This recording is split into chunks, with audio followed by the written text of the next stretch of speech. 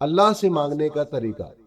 कभी राह चलते किसी भीख मांगने वाले फकीर को गौर से देखा है?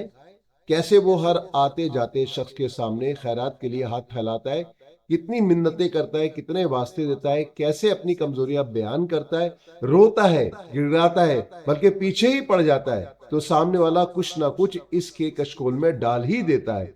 यही तो अदा है मांगने वाले की, कि जिससे देने वाले का दिल पसीज जाए। हाँ, बिल्कुल वैसे ही अपने रब से मांगा करो, आजी से, मोहब्बत से, रोते हुए, गिड़गिड़ाते हुए, अपने अपनी कमजोरियां बताते हुए, इसकी तारीफ बयान करते हुए मुसलसल मांगते रहो। जाने कब कौन सी अदा इसकी इस पाक जात को पसंद आ जाए और वो कुन फरमा दे।